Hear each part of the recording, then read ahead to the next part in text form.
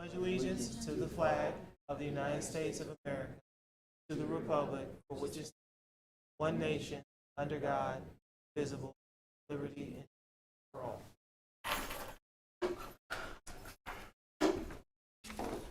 Are there any additions or deletions to the agenda this evening? No, sir, Mr. Butler. And next I'm gonna have to move, I need an approval of the agenda this evening. So moved. Second. Second. Mr. Roberts? Barnes? Tally, Yes. Butler, Yes. George, Yes. Kruger. Yes. Okay, motion passes 5-0. And we're gonna move on to presentations. So first up, we have a district presentation from Canal Winchester Trail Elementary. Looks like we have Assistant Principal Corey Free here this evening.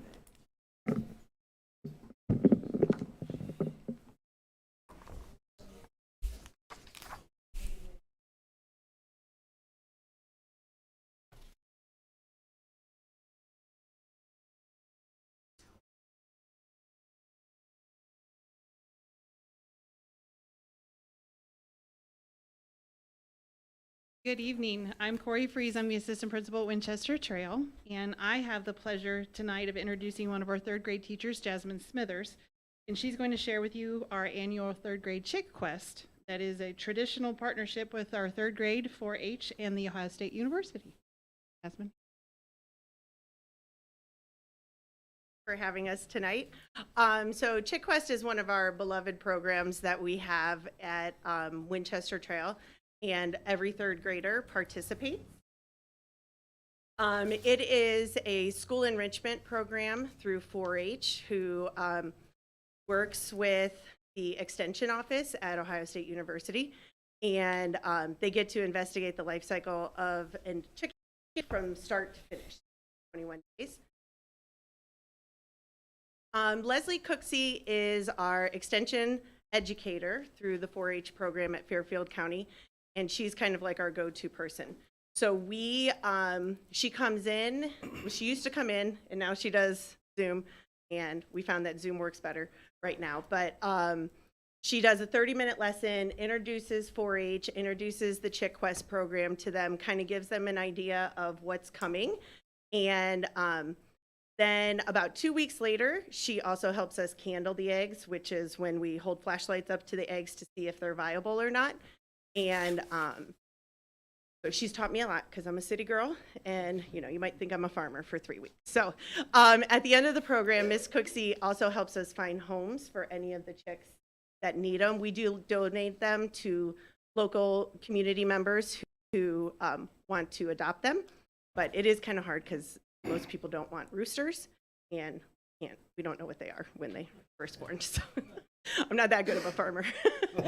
So we were very blessed this year to get brand new incubators, thanks to Mr. Lolithan and Mrs. Freeze. These incubators are so cool. They are completely transparent, as you can see. The other ones were like full styrofoam, and so they just had a little window on the top. So this year has been really exciting, and that's they're in the incubator for 21 days. So once you put them in, we don't do anything to them.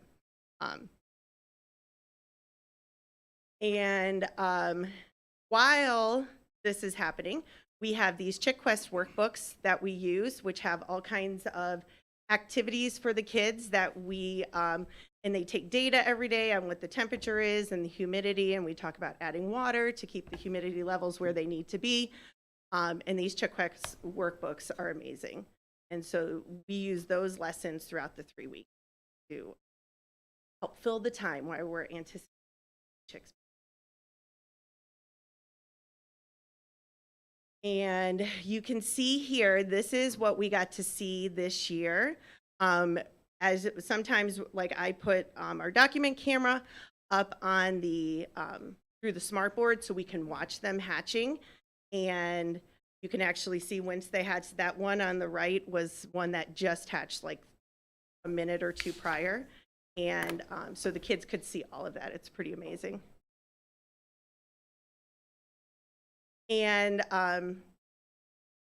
after the chicks hatch, then we get to observe them in their brooder boxes they get to hold them, and their interactions with the chicks are just amazing. So to have this go from egg to a live animal right in your classroom is really invaluable to our learning process, because the depth of background knowledge that gives some of our students who have never been to a farm or have never seen, you know, a farm animal, it's just so cool.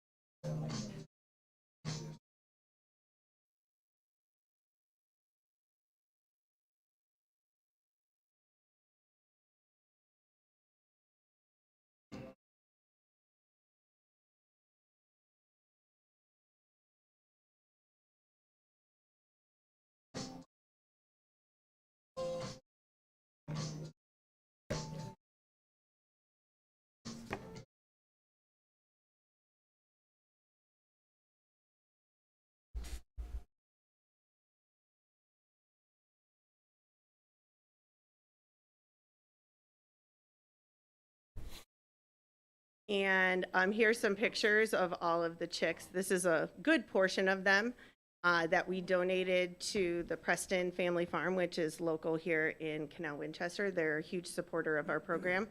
And this is when Miss Leslie came to pick them up. So there was, and those are farm girls. They were just holding them right there in the car.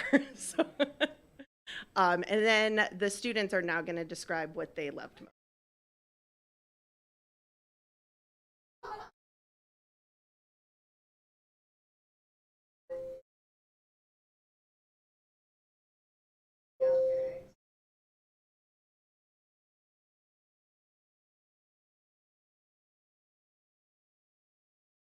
Can you show me that?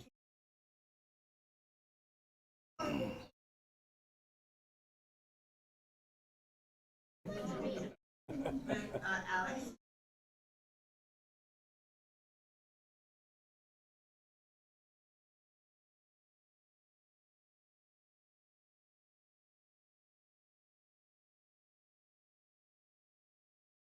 Heather? Peter?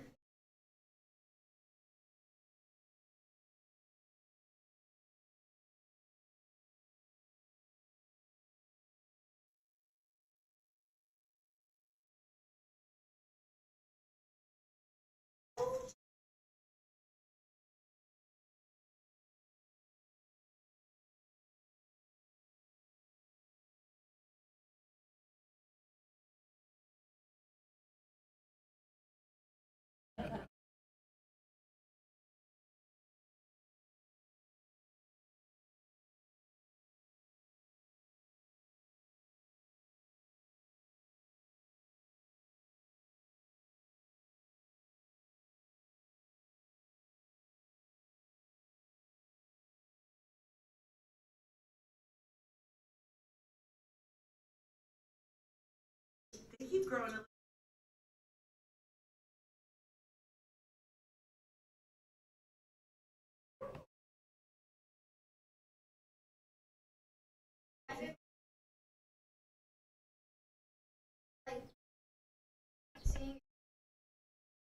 So when we did the egg handling, see if they're viable or not.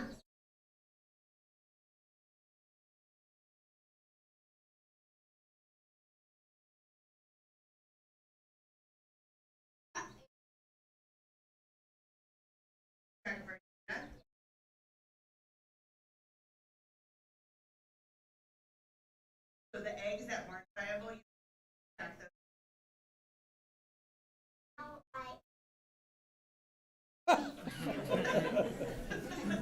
If you're grossed out, you might want to put it.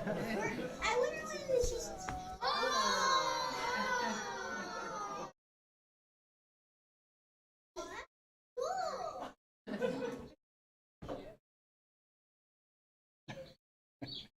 Right when they were inside the eggs, we hear them.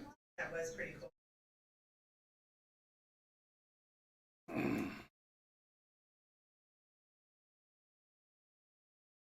What's your favorite part?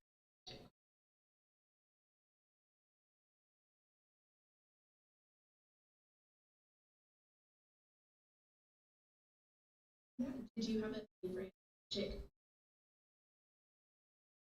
Yeah, and what did you do?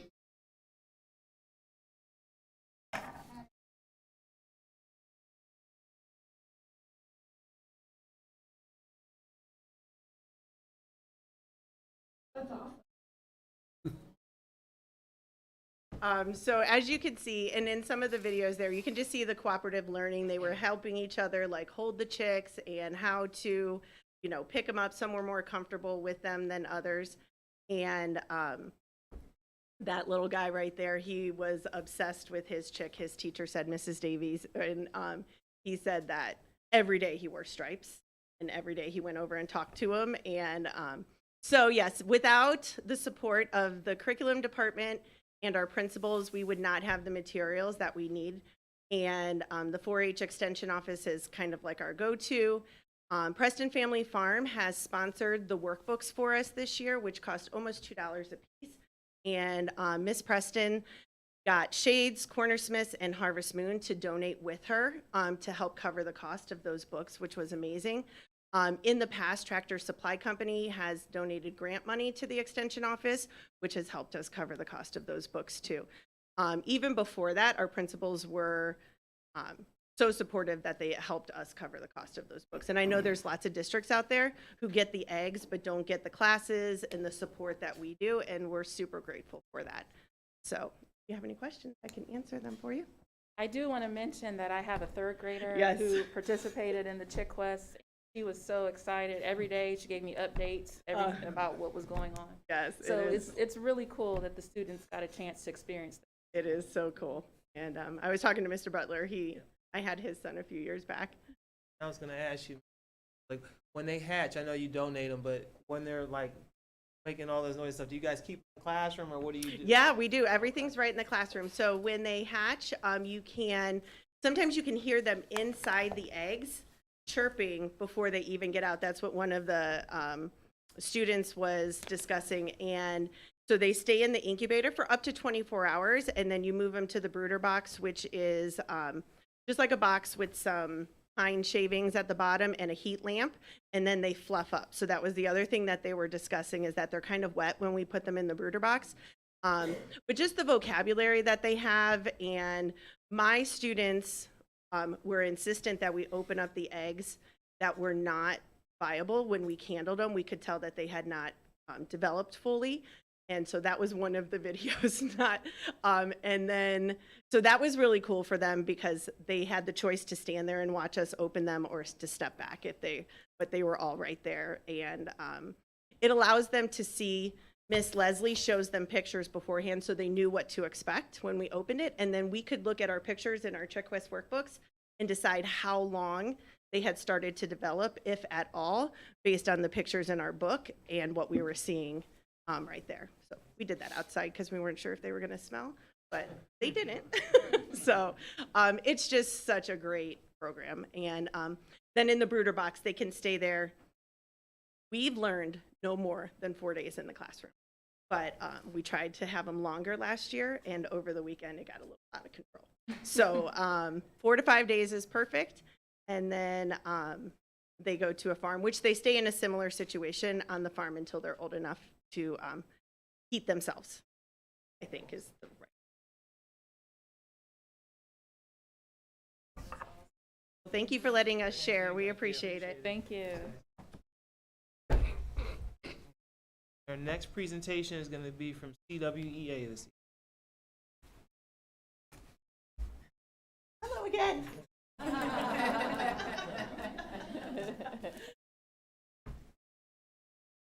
Hi. I'm short. I'm Hannah Sumich. I'm a teacher at Indian Trail. Kindergarten just finished their MAP testing and baseline assessments.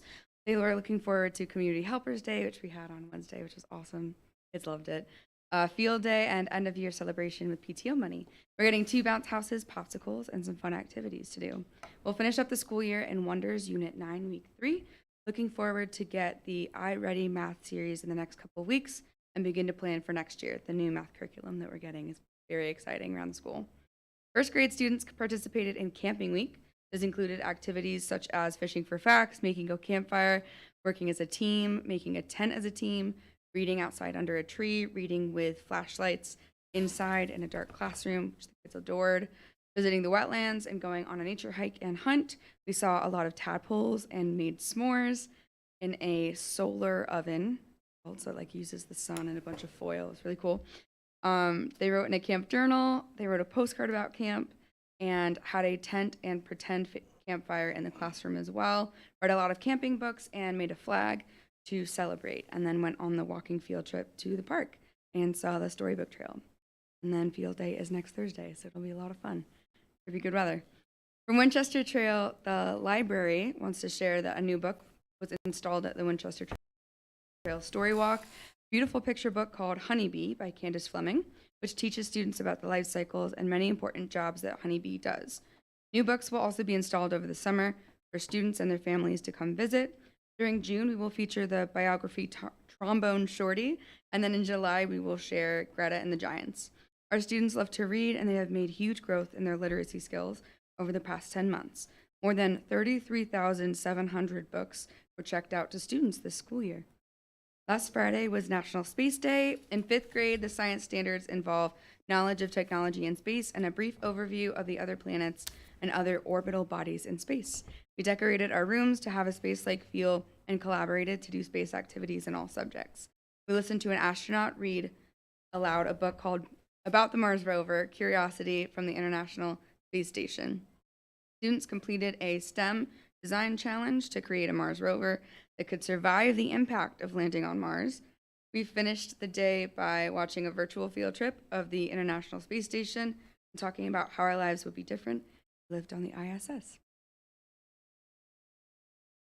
Hi, the middle school team 8-1 just finished the Genius Hour project in ELA. Students were given freedom, but had to follow 3 rules. Number 1, there has to be an essential question that cannot be answered with a Google search. Number 2, research has to be conducted to help answer the questions. And number 3, there has to be a product. So students blew this project out of the park. Each and every day, students were engaged and ready to continue to work on their projects. We had a wide selection of topics ranging from how to beatbox, how we can help the homelessness, debating homework, information about what is needed for certain careers, and how to have a positive mindset. Students then had to prepare a presentation using their product. Many students utilized various technology platforms to present their information, but we also had students who used their creative art skills to make trifolds or even present their research findings through cooking. Their work was absolutely incredible. The Canal Winchester Middle School Battle of the Books team competed on May 10th at Capital University. Students had to read 14 books and battled against 8 other schools. Due to the DC trip, our team was only made of 6th and 7th graders, but they stepped up to the plate, fought hard, and represented Canal Winchester well. Congratulations to these amazing students. And in the high school, Mrs. Moore's high school English language learning students for their final project are going to Indian Trail Elementary School to read children's books to the students on Wednesday, May 18th. Librarian Janie Kantner has been immensely helpful. We're all excited to go, and my class has been preparing their presentation skills for weeks. How many students went on a D? This is our first year going in the last 3.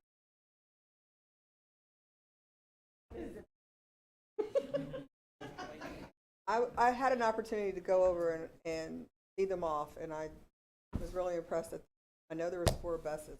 Kind of how many of the amount of students in 8th grade, how many were actually able to?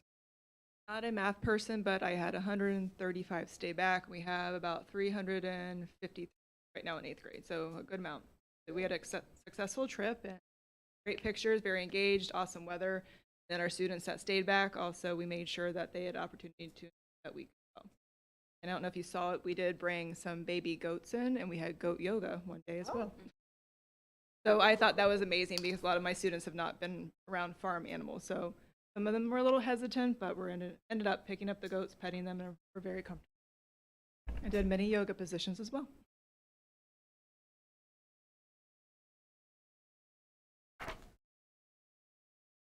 what the outcome of the homework debate was?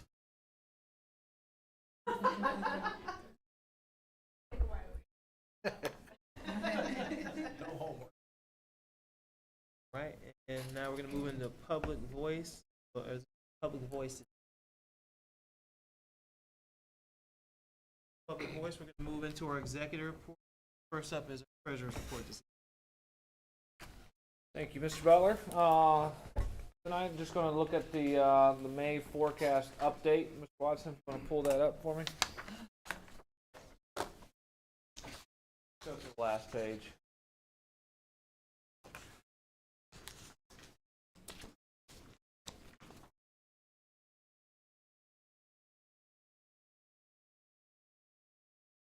Yeah, blow it up a little bit. A little bit more. Scroll to the bottom. Good, right to the meats of it. This is the forecast update. Looking at $41.3 million at the end of the forecast. The big things that we're going to be looking at, fiscal 22, 23, 24 are the easy years. Those are ESSER years. So we've got the additional funds. You can see that we're do well from a cash balance standpoint. When we get out to fiscal 25 and we lose the ESSER funds, we've got to start making decisions.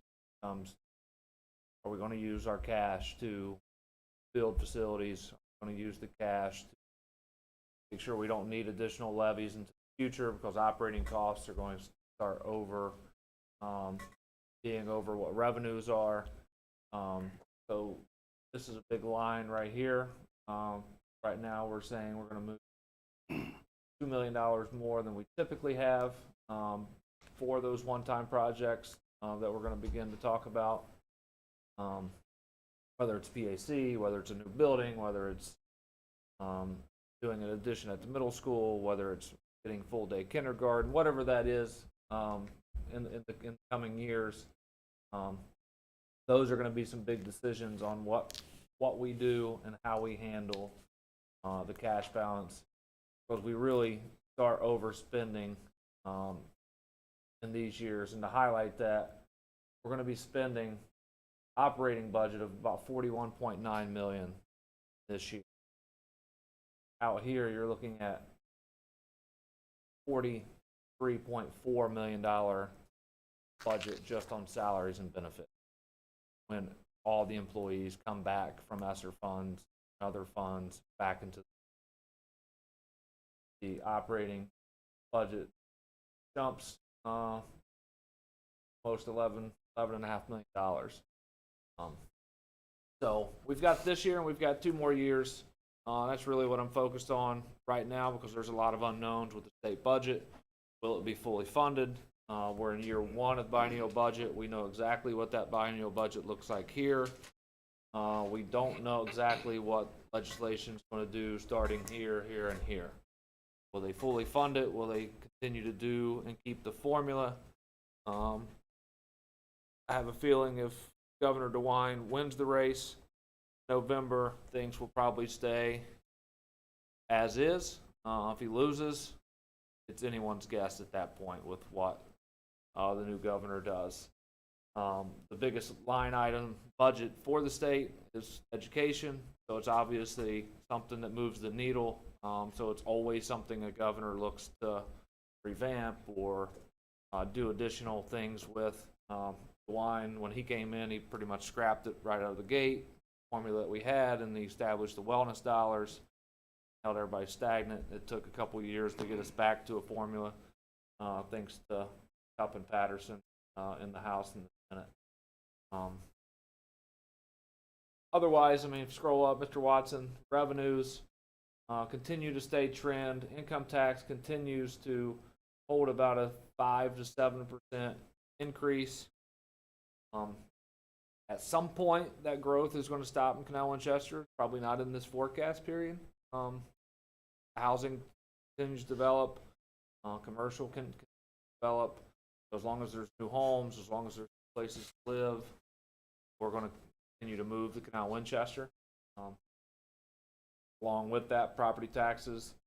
We don't receive a huge sum of money when valuations go up, but we do receive additional funds. Just to give you an example, the update year, this is an update year in Fairfield County. So if you live in Fairfield County, I hate to tell you, your values are going to go up. What they're telling me right now, estimate about 31%. So, so when you get your tax bill come January of 2023, you can almost expect to be into 30 to 40%, depending on where you are located and where you live on the Fairfield County side. And then the Franklin County side's coming in the next year, and that's a full evaluation or a full appraisal. So our evaluations are going to continue to grow.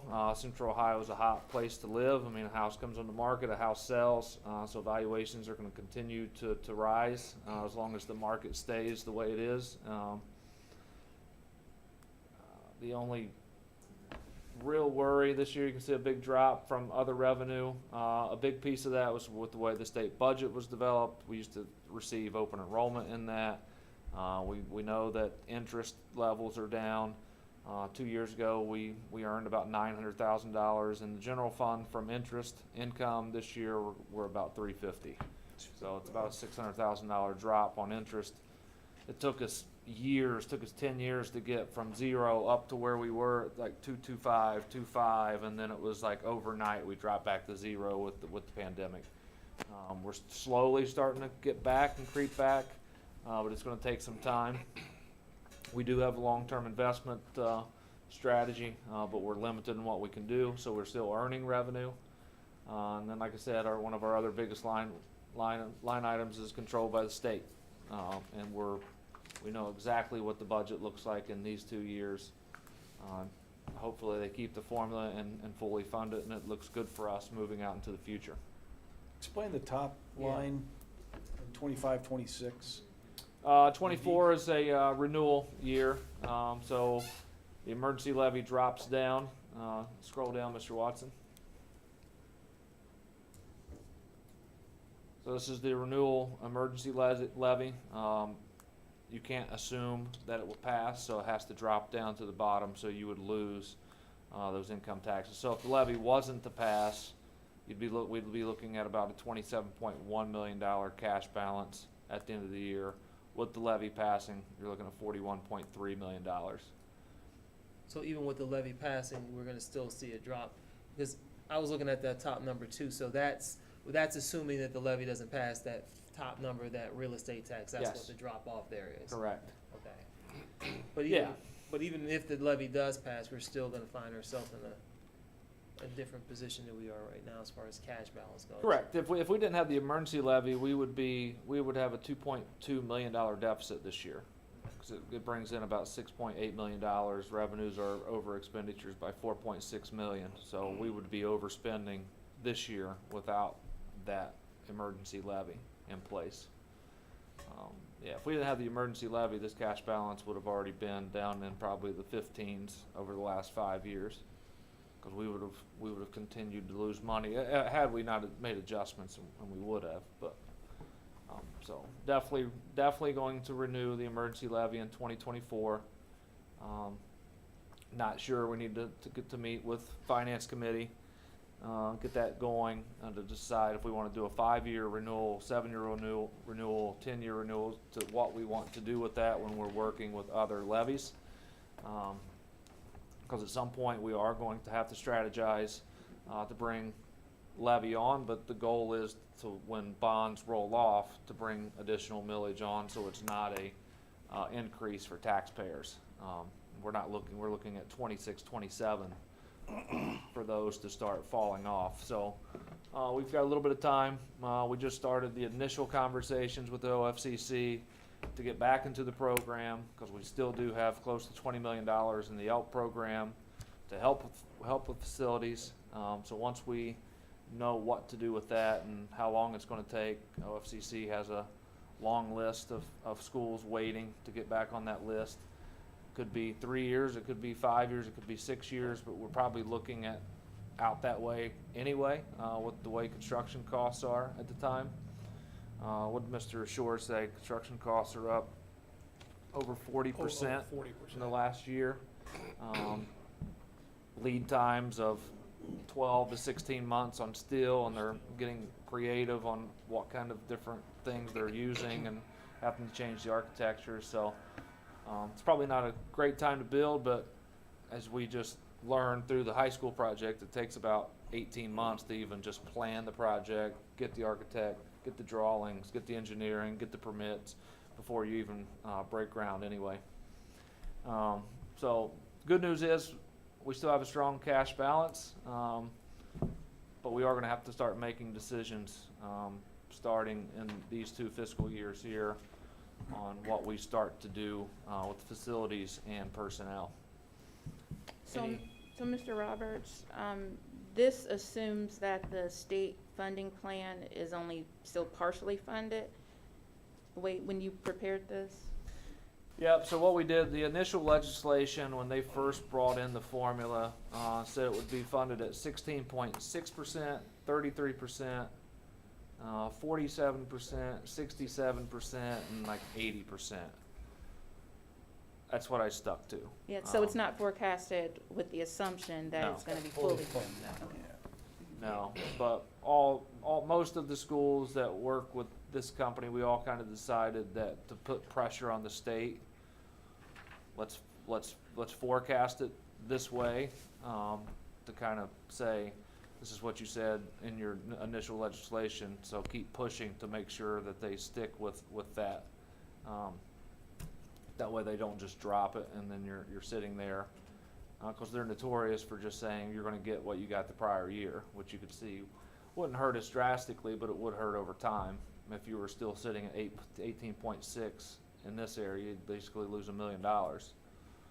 So we have to keep putting pressure. Cut Patterson in the House and Senate still driving the funding formula. So as soon as it went into the biennium budget, they started meeting again in subcommittees and pushing back through to say, here's what needs fixed, here's what needs tweaked in the formula, so people are working to make sure public schools are going to have a fair funding formula.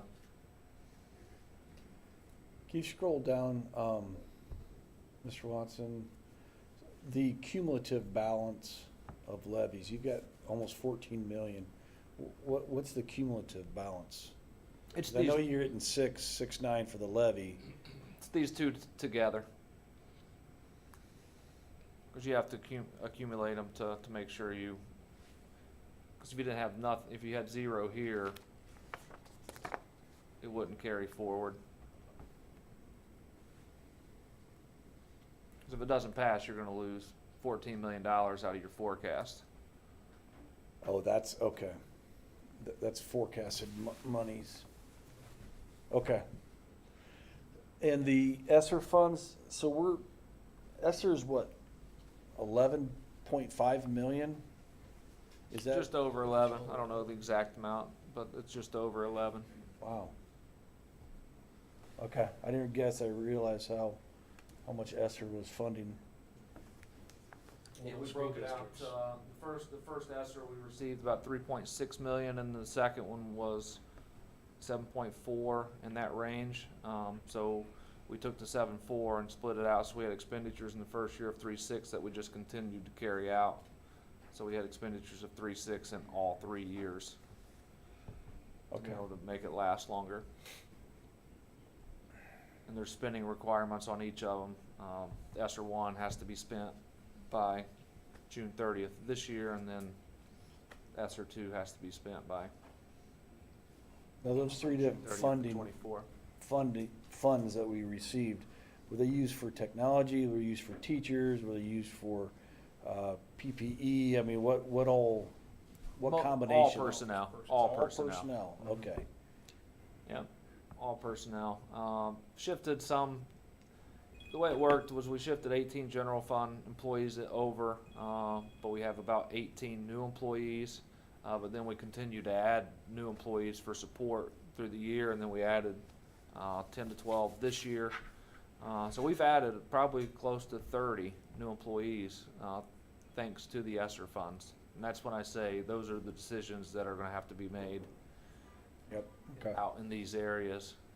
So, I mean, we have a little bit of time to transition. I mean, I don't know what our numbers looking like, but do we have more people hitting that retirement age where we can maybe use some attrition, get creative, or most of our staff pretty young? I don't know. I know some of our staff after post-pandemic, some of those people have decided to go ahead and move out. So I'm curious, do we have like a younger staff, or do we got people who are getting close to that age where we can start to look at maybe using attrition and things like that to kind of get creative? Before we talk about that, did ESSER come out of nowhere? And is there gonna be a replacement or a partial replacement to ESSER at some point in the future? ESSER did come out of nowhere, Okay. yeah, and there won't be a replacement. But I will say, the state of Ohio also is sitting on a large sum of money, thanks to ESSER. Because when states receive ESSER dollars, they're able to keep, I want to say, 25 to 30% of whatever the state receives, and then they have to allocate out the 70 to 75%. Yep. So, to my knowledge, they haven't allocated a big chunk of their money. Plus, they're still sitting on the $2 billion rainy day fund. So, the state has plenty of money, so I'd be shocked that they don't fully fund the formula for public education in the next cycle. To kind of replace the ESSER in a Correct. sense? Yeah. Yeah, because they kind of took that into consideration. Right. Even when they brought out the simulations on the state budget this year, there was an ESSER line that showed what each of the schools were getting, and they knew exactly what they were doing when they were holding back money. They was like, well, you're getting $12 million. Why would we give you additional funds at the moment? So I think they were smart and aware that, all right, the schools are going to have this money. We'll take care of the funding when that money runs out. That's what I'm hopeful of anyway. But either way, we'll have a plan. We'll start evaluating that, Mr. Butler, whether it's attrition, maybe income tax, maybe real estate values keep going, maybe they fully fund the state budget, and it's not even an issue, and we continue to operate staff at the current support levels that we have. But we won't know that until probably 2 years from now. Governor comes in, or when the next term of the governors, and they can bring a new budget in, then we'll get a really good idea of what's coming down the line. Yeah, we have a plan, and then there's a plan to possibly bring in a permanent improvement levy to make sure we maintain the buildings into the future without having the need to transfer money to secure those dollars. So we've got a couple different options and a couple different plans that we can sway from and go into if we need to, based on what happens. I'm sorry.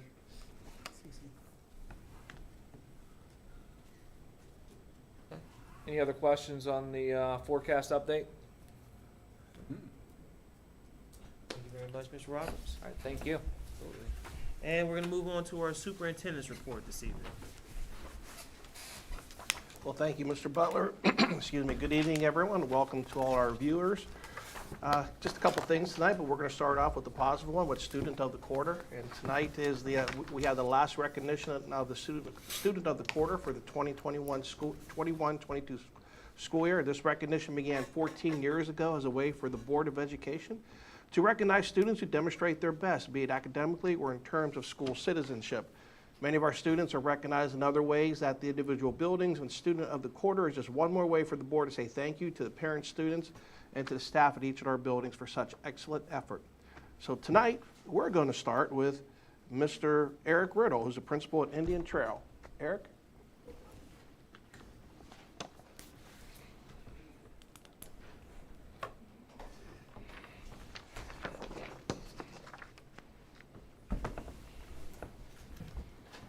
Good evening, everyone.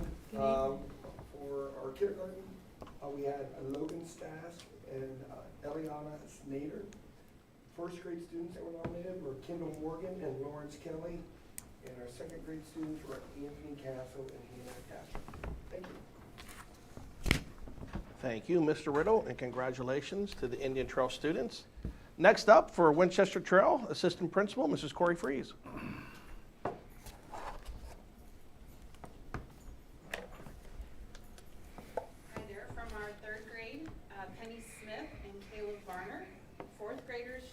Bennett and Christian Coleman. And then our fifth graders are Aubrey Cordell and Amy Hickley. Thank you, Mrs. Freeze, and congratulations to our Winchester Trail students. And now on to the middle school, will be presented by Principal Mrs. Kelly Zipchek.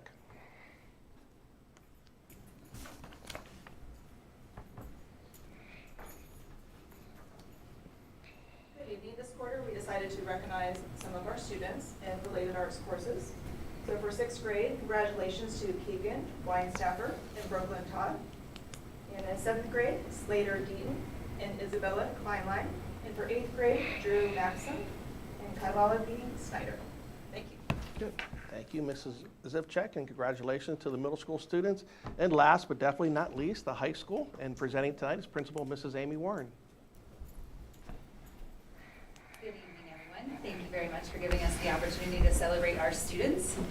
Our student of the quarter aligns directly to our portrait of graduate qualities. Our ninth graders this quarter are Asar Amani and Amazing Ross. 10th graders Abiel Labaka and Elia Mason. 11th graders Ryan Franklin and Olivia Hunley. And 12th graders Kenneth Tafour and Andrea Zample. Thank you. Good. Well, thank you, Mrs. Warren, and congratulations to the high school students. Now, next year, we are going back to doing these in person. So we'll have the presentations before the board meetings for the following school year. Again, congratulations to all the students, and I wish them the best of luck as we close out the school year and go into summertime. So great job. Mr. Watson, if you want to bring up the start times for the 2022-2023 school years. We are sticking with the 4-tier system that we have in place right now. So we have, basically, it's pretty much staying the same except for the end of the day. Middle school will start at 7:15 and get out at 1:35. High school will start at 7:55, get out at 2:20. Winchester Trail 8:55 and get out at 3:05. And Indian Trail we'll start at 9:35 and we will get out at 3:45. So the start times stay the same. We made a 10-minute adjustment at the end of the day, so schools will be getting out about 10 minutes earlier. And so these are the start times for next school year that we have in place. Any questions or comments on that? We are working on a 2-hour delay schedule because that always comes up, what happens during the wintertime. The 2-hour delay schedule, unfortunately, because of how the system works out, if we do the 2-hour delay schedule, we will not be able to house kindergarten and or preschool on those days. And they will go into blizzard bags or remote learning, but everyone else would be on a 2-hour delay schedule for those days. And I try to use those, not too many of those, because sometimes it is a bigger pain to have a 2-hour delay schedule than it is the closed school. But however, if we can get kids to school, that's what I want to do too, and get them there safely. Questions or comments? So we'll get this out to our community this evening. When we went to the 4-tier system earlier this year, did it affect at all our high school students who participate in the Career Center Exchange program? No, Mike, we don't have, it didn't affect our high school students at the Career Center. Mrs. Warren, no. There were a couple shifts as far as scheduling was concerned, but Okay. and it won't next year because Okay. Awesome. Yeah, we're able to plan for that now. Okay. And the same thing with the shared staff that we have between buildings. So, And then from what it sounds like with our incentive program, this will give us a little bit of flexibility, so we won't, we'll have to change it mid-year next year. So if we lose a bus driver here or there, it gives us a little bit of wiggle room next year. yes. Okay. Yes. What do you mean by affect You said the high school students that go to the Career Center? So there are some high school students that go morning Career Center and then they come back to the high school in the afternoon, and some that are in the high school in the morning and come back to the high school in the afternoon. So just, we bus to and from the Career Center for those students who participate. So I was just making sure that it wasn't affecting their ability to attend the Career Center or get back from the Career Center. That is correct. I just know having a student that goes to the Career Center, that being at school at 8 o'clock, they do have to get on the bus to get to the Career Center. Right. At 6:45 a.m. Okay. Which is a lot earlier than they were having to get on, but I think that's probably the only effect Okay. that it has on them, is that they have to start out much earlier to get to school when they really don't have to be at school till 8. Okay. So we'll get this information out to our families so they can start preparing for next school year. Just a quick update, the high school track and turf, they started the process today. They're starting to remove the turf. They had to replace a drain, so that is ongoing right now. And they'll be working on that with hopefully a completion date of August 1st, 2022. So that is complete replacement of the turf, complete replacement of the track, also in their new scoreboard and a press box. So there's a lot of stuff going on at the high school over the summertime. And keep our fingers crossed that we could have it finished by August 1st when our sports season start. And also, we know this Friday, May 20th, is our high school graduation, 6 p.m. at World Harvest. So make sure you plan on getting there early. I'd say a half hour to 45 minutes earlier, because don't know what traffic's going to be like on a Friday night. So for all of us, so for parents out there, I know the high school has to be there a good, hour beforehand, Mrs. Warren, the students. So board members, you get there by 5:30, 5:15, 5:30, just to make sure that we don't hit traffic or anything. But exciting. It's the first time we've had it on a Friday night since I've been here. So we'll see how that goes for next school year. And then last day of school, Mr. Wednesday. Sattler? Yes. That's a question about that. Do you know if there's a particular door that the board needs to enter versus the main door, or is it just any door? Yeah, you go in through the door, and then we'll be located in the, is it going to be in the right side? We'll find out. I will let you know, because they have switched us up. But you go in any door, and then at the stage area, we'll either be on the right side or the left side. So I will let you know that. And then our last day of school is next Wednesday, May 26th, and that is a 2-hour early release schedule. Just hard to believe that the end of the school year is upon us. So that is all I have right now. Any questions for me? Thank you very much. And as always, Mr. Butler, remember to make it a great day or not. The choice is yours. Thank you very much, Mr. Sattler. And we are going to move on to our district report. So are there any questions about the district reports this evening? Okay. Wonderful. Okay. No questions about the district. We're going to move on to the consent agenda, and I'm going to need a motion on the consent agenda this evening. So move. Thank you. And I'll second that. Mrs. Hunt?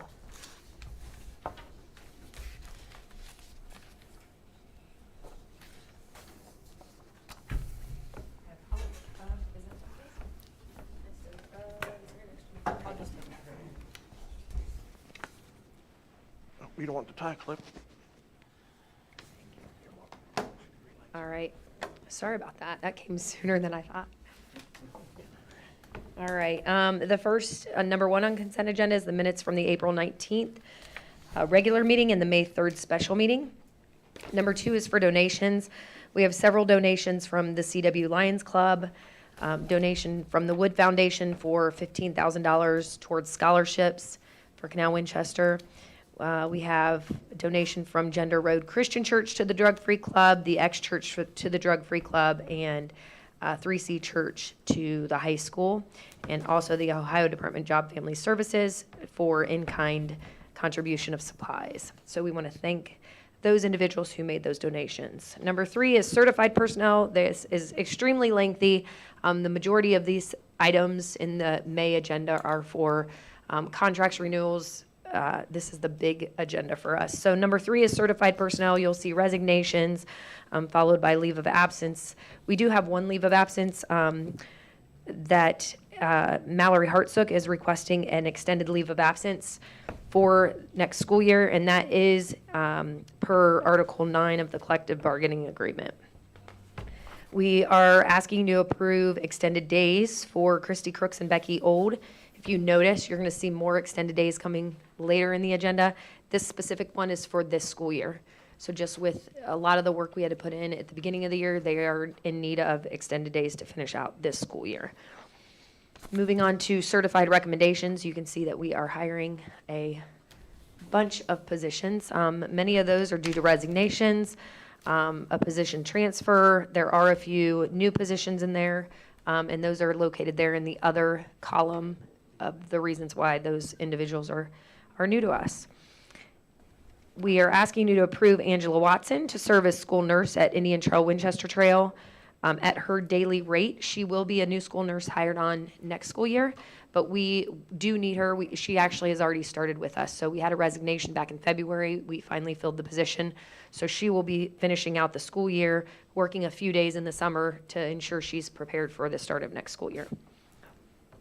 Moving on. Does that put us with a nurse at each kind of campus location? It does not. Right now, we have a nurse that oversees the middle school, high school, and we have a nurse that will oversee both elementaries. And right now, we have a health aide at Winchester Trail, a health aide at Indian Trail, and a health aide at the high school. So we do have I don't want to say a body, but a representative, a health team member at each building, and then we do have a nurse that oversees the 2 elementaries. That is something, if you recall, at the board retreat, we did talk about there may be a need for an additional health staff that we're going to just wait and see how we finish this year to see what we need. 22-23 contract recommendations. Again, this is something annual that comes typically at the May meeting. You'll see our renewals for 1 year, 2 year, 3 year, 5 year. And then we do have one continuing contract, which is Kara Cordell, who is an art teacher at Winchester Trail. Moving on to stipends. These stipends, the first set is for academic stipends for the 22-23 school year, followed by extended days. Again, this is where I noted we'd have a second extended days. These are a batch of extended days for the 22-23 school year. Moving on to number 4, classified personnel. We do have a contract rescission for Jenny, I think it's you, and she was a mental health intern. She has decided not to come for her internship next year. You'll see later we do have a replacement for that. We do have resignation retirements. Actually, all 3 are resignations. We have a leave of absence. And then moving on to the classified recommendations, you're going to see 2 classified recommendations back to back. The first is for the remainder of this school year. That would be for a bus driver. That individual started with us April 25th. And then we also are approving Derek Hoover for next school year. He will be serving as a student safety specialist at the middle school. The next line is, I mentioned, the mental health intern. Hannah Gaskins will be serving in that role. And then we have our substitute classified recommendations, followed by the classified contract recommendations of 2 years. Moving on to number 5, our supplemental personnel. The first batch there are academic supplementals, and the second is our athletic supplementals. Both of those are for the 22-23 school year. We follow that by the volunteers and stipends. I'm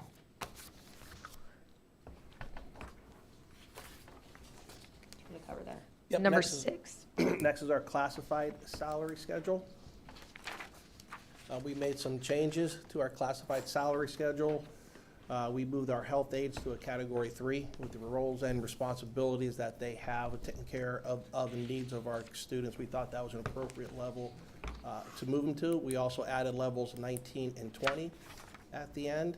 And we also, I believe it's category 6, where we made adjustments to their level where their indexes to match whatever one else was doing. So this came out of a review from Mr. Roberts, Mrs. Hunt, myself, what's best for our classified staff moving forward. Did I miss anything with that, Mr. Roberts, classified? With the administrative, number 7, with the administrator salary schedule, we're going to recommend a 2% base increase for next school year and a 1% for the following school year. Our administrators have not had a base increase in 4 years. They have received their level where their 2% index every year, but not a base increase. The last 2.5 years has been challenging for everyone, and this is absolutely deserving for every one of our administrators.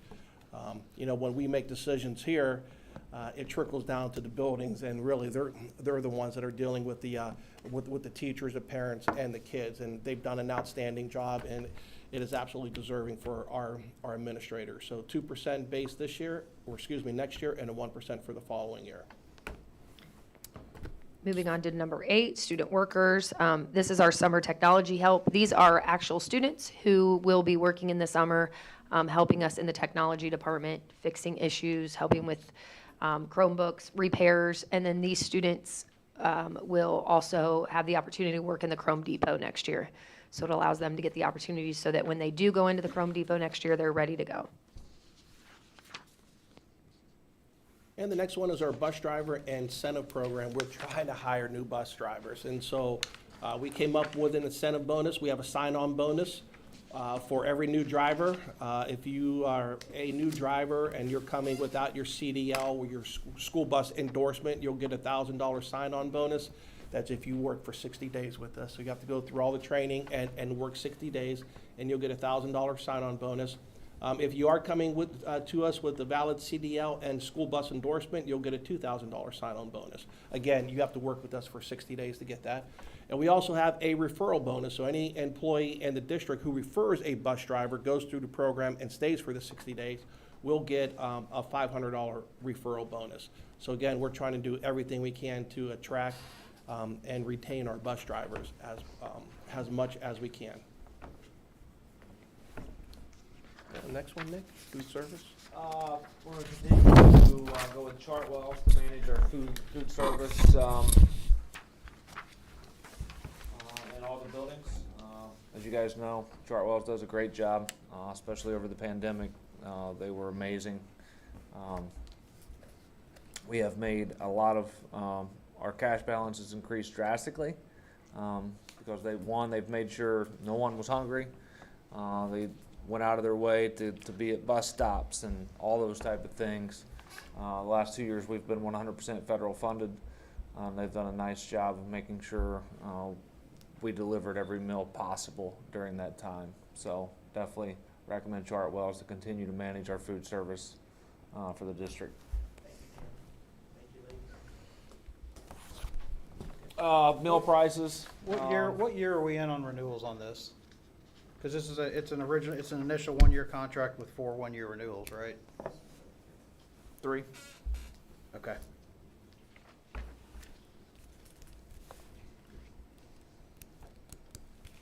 Meal prices, none of those have changed, right, Mr. Watson? I think we can, but we're running up against to where we have to, what the federal government would consider too much cash balance, so it's kind of a shell game of you could charge more, charge less. So to give you an idea, we were being reimbursed. What's the reimbursement from the federal government? We have $4.50 for every lunch served, and our lunch price is no more than $3. Breakfast was $2.50 something that we're getting reimbursed from federal government, and our breakfast is $1.50. So the lunch prices are still significantly lower than what we're currently being reimbursed from the federal government. We'll hold those until we're forced to raise them through a calculation with the government. So. Does that have anything to do with the availability of the choices versus the machines that they buy stuff out of? Like, is there any way we can utilize the funds that they're putting in vending machines to use that as part of the lunch money that we have to use for the students? I'm just asking have we looked at that, or does it matter? I'm just don't even know. I mean, I know every day my son gets a free lunch, but every day he's asking for money to get stuff out the machines, and I'm like, well, what are you eating for lunch or breakfast? Why do you need money from the machine? So he says it's the choices. So I'm just wondering, is there anything that we can modify or change that gives them more of those choices, or no? Yeah. We don't do any vending. Normally that's ran by athletics, and it is maybe not open during lunchtime. We do offer some a la carte items that are similar. Basically similar for kids, but I do know there are districts that have reimbursable available meals and vendings, but that's a completely different type of operation. But we do have to make sure that we're covering all the nutritional guidelines for it to be reimbursed. Okay. And the vending machines by law are not allowed to be on during the school day, Okay. I believe, or during lunch. It's very specific.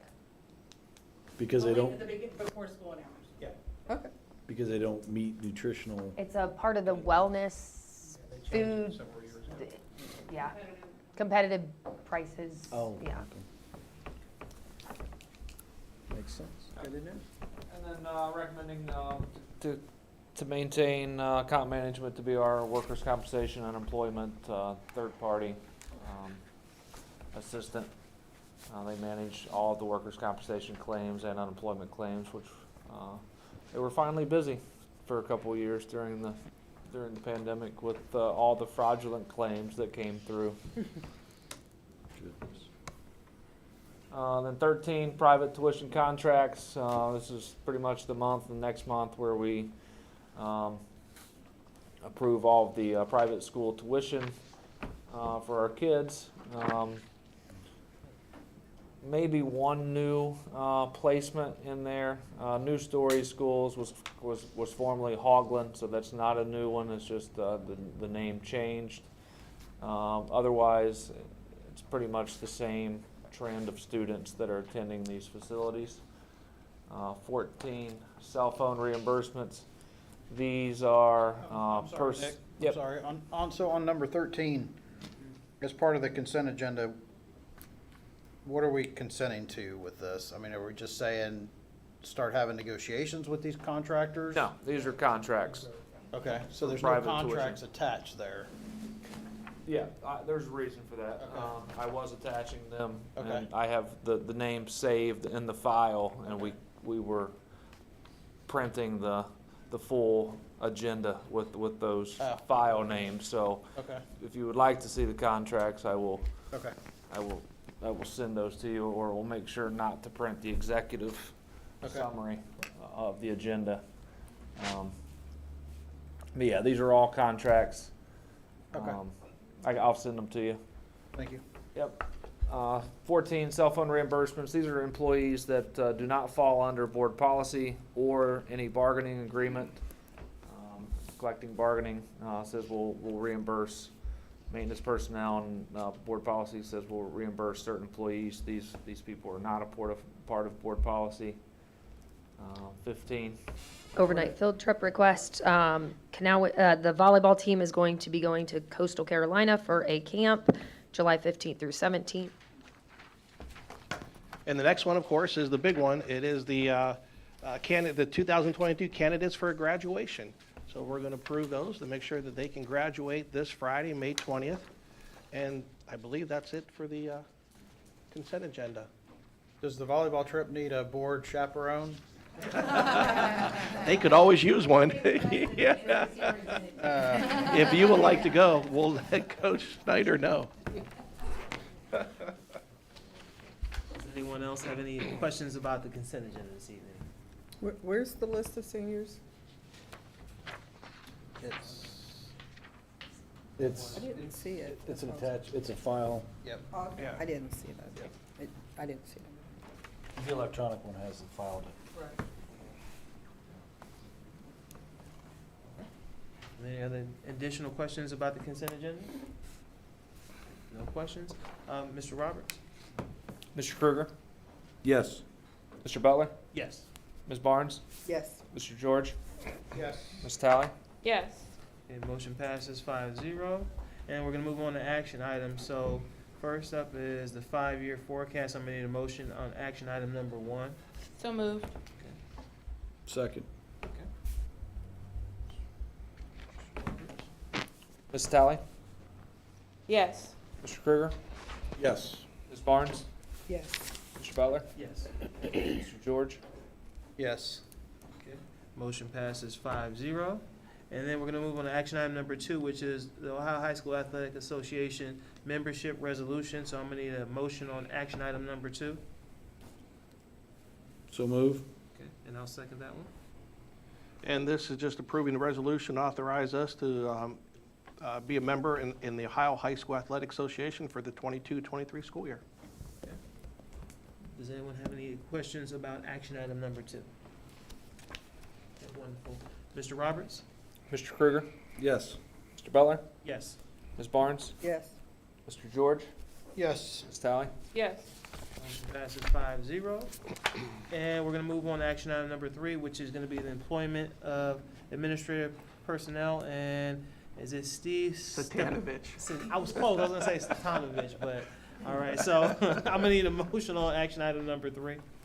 Moved. Okay? Mr. Mr. George? Second. And Mr. Krueger. So I'm very pleased to recommend Mr. Steve Statanovich to the Board of Education for the position of Assistant Principal at Canal Winchester High School. Steve's been working in our district since 2010, serving as a science teacher. He also he's also served as a department chair, numerous committees, and he has coached several sports for us. So he is passionate about Canal Winchester local schools, and he builds great relationships with our students, families, and staff, and he's going to make a great asset to our team. So very pleased to recommend him. All right. Does anyone else have any additional questions about action item number 3? Wonderful. Mr. Roberts? Mr. Krueger? Yes. Mr. George? Yes. Ms. Barnes? Yes. Mr. Butler? Yes. Ms. Tally? Yes.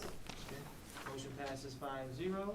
And we're going to move on to action item number 4, which is going to be employment for administrative personnel. Is it? Ermal Kapah. Thank you. All right, so I'm going to need a motion on action item number 4. So moved. Second. In the consent agenda, we actually had Ermal resigning as an HVAC technician, and now we're going to hire him back in a supervisory role. So he's still going to be an HVAC technician, but he'll be the assistant maintenance supervisor under Mike Bridge.